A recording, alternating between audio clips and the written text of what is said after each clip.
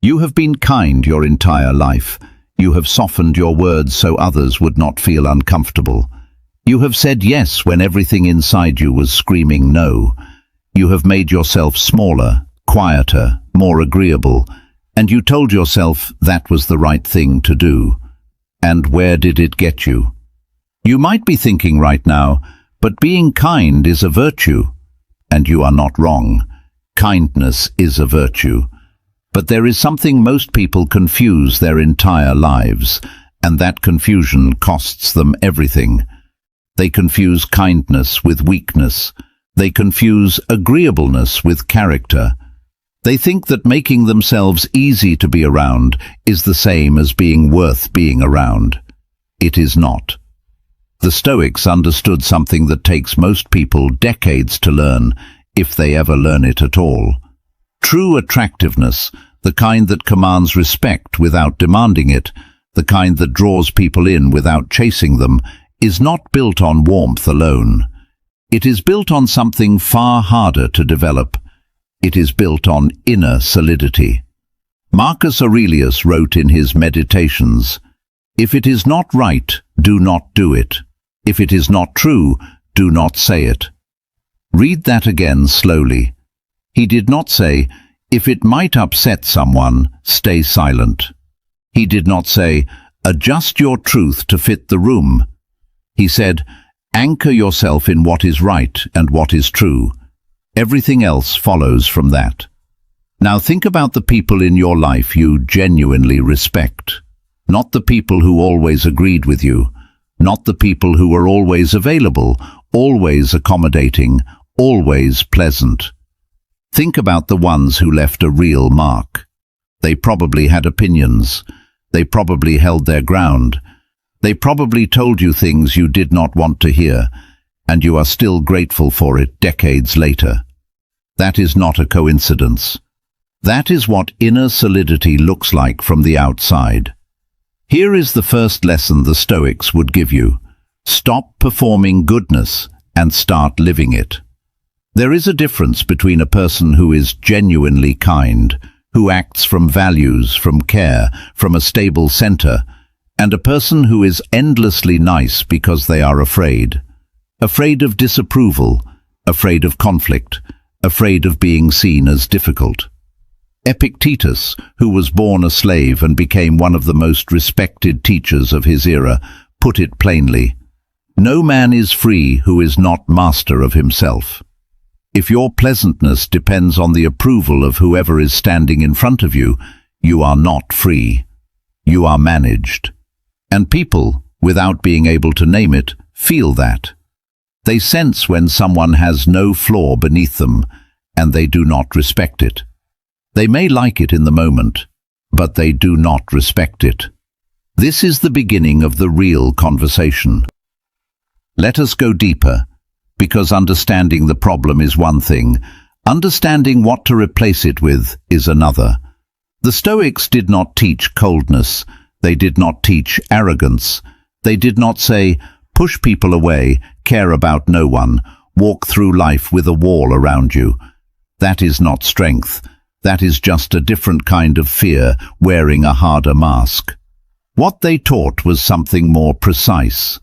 They called it the discipline of desire, knowing clearly what is worth wanting and what is not. Knowing what is within your control and releasing, genuinely releasing, what is not. And when you begin to live that way, something shifts in how you carry yourself. You stop needing things from people. And the moment you stop needing things from people, you become genuinely interesting to them. You might be thinking right now, that sounds like a paradox. And it is. But it is a paradox that holds up across centuries. Think about a man or a woman you know, perhaps someone in their 50s or 60s, who simply does not seem to need your approval. They are not rude about it, they are not cold, but there is something settled about them. They listen without performing. They speak without apologizing for what they think. They can sit in silence without filling it with noise. Being around them feels different from being around most people. It feels like standing near something stable. That is the second Stoic lesson. Your neediness is the thing that is pushing people away. Not your flaws, not your age, not your past. Your neediness. The quiet, constant signal that you require something from every interaction. Validation, agreement, reassurance. That is what drains the room. Seneca wrote in one of his letters, "Retire into yourself as much as you can." He was not telling you to become a hermit. He was telling you to build an inner life so rich, so rooted, that the outside world loses its power to destabilize you. Because a person who has done that work, who has genuinely built that inner foundation, does not walk into a room wondering if people will like them. They walk in already complete. And here is what that does. It creates space. When you are not pulling at people for something, not reaching, not performing, not managing their impression of you, they can actually see you. And what they see, if you have done any honest work on yourself, is someone worth knowing. The third lesson follows directly. Stop over-explaining yourself. Notice how often you justify your decisions to people who did not ask. Notice how often you add a reason at the end of a sentence that was already complete without one. I cannot make it, I have an appointment, is a full sentence. I cannot make it, I have an appointment, and I have been very busy lately, and I hope you understand, is a person asking for permission to have a life. Marcus Aurelius did not over-explain. Epictetus did not soften his philosophy to make it easier to swallow. Seneca wrote letters of extraordinary directness to a friend, knowing some of those words would be uncomfortable. Say what is true, then stop. There is a moment most people in their 40s and 50s reach, sometimes quietly, sometimes after something breaks, where they realize that all the accommodating they have done has not made their life richer. It has made it more crowded with the wrong things, wrong obligations, wrong relationships, wrong versions of themselves that they put on for different rooms. And the realization is not angry, it is just tired. A deep, honest tiredness that says, I have been working very hard to be someone I was never meant to be. The Stoics would say, good, that tiredness is information. Do not medicate it, do not distract yourself from it. Sit with it long enough to understand what it is telling you. What it is telling you is this: you have been living outward for too long, measuring yourself by what others reflect back at you. And that is an exhausting way to live, because the reflection is always changing. People are inconsistent. Circumstances shift. Approval is not a stable foundation for anything. The fourth lesson is one Epictetus returned to again and again throughout his teaching. Divide everything in your life into two columns: what is up to you and what is not up to you.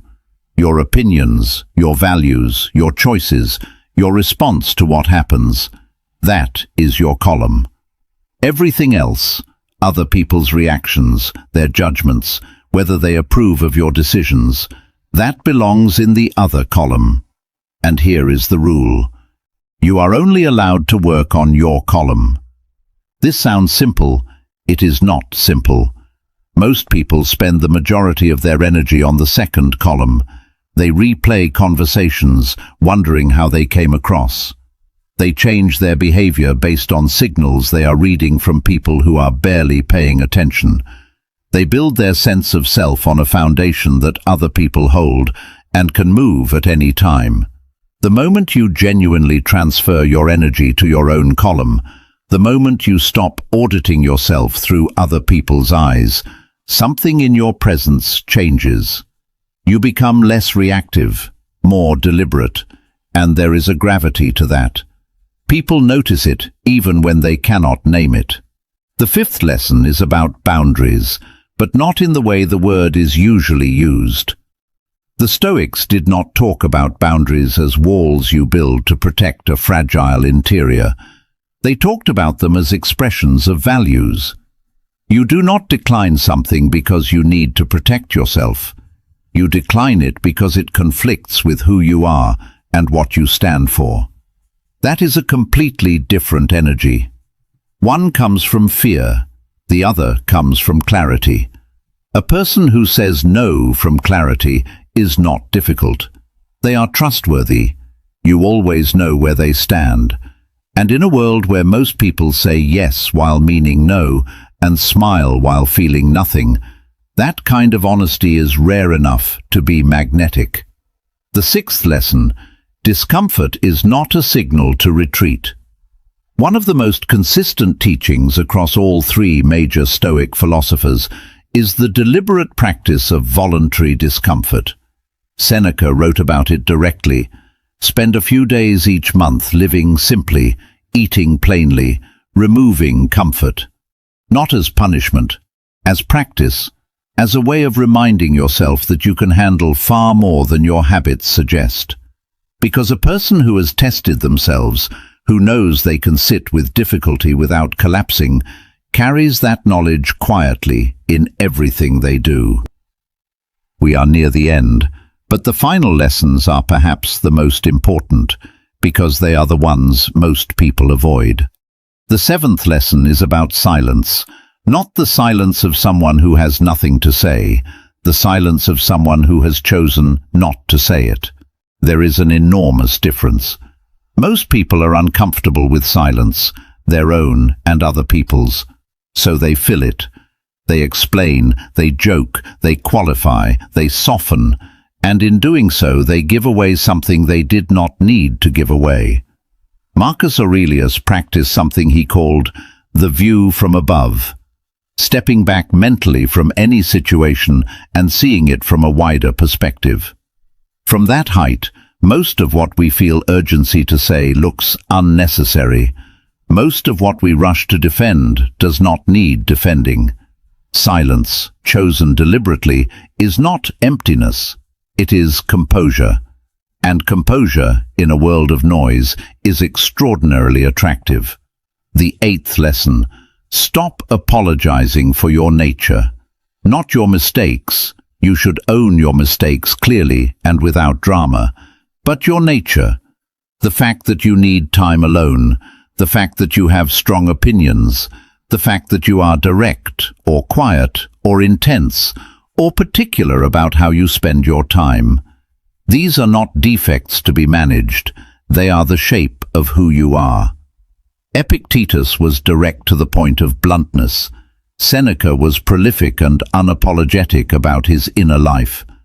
Marcus Aurelius was an emperor who spent his private hours writing philosophy he never intended to publish.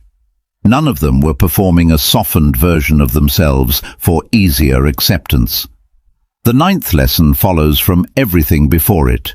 Invest in your inner life as seriously as you have invested in your outer one. You have spent decades building skills, earning things, maintaining relationships, managing responsibilities.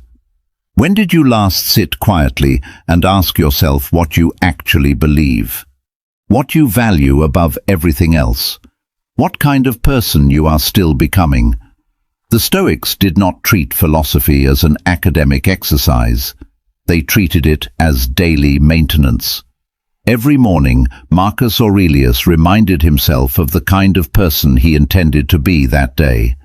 Every evening, Seneca reviewed how he had actually lived. Not to punish himself, to stay honest, to close the gap between who he was and who he meant to be. And the 10th lesson, the one that contains all the others, is simply this: the most dangerously attractive thing a human being can be is complete. Not perfect, not finished, but genuinely engaged in their own becoming. Rooted enough to be honest, secure enough to be kind without needing it returned, strong enough to be gentle without losing anything. You might be thinking right now, that is a long road. And you are right, it is. But you have already been walking for a long time. The only question worth asking is whether you have been walking in the right direction. Start today, not with a grand gesture, with one honest choice. One moment where you do not apologize for what is true. One silence you do not rush to fill. One decision made from your values instead of someone else's comfort. That is where it begins, and it never really stops.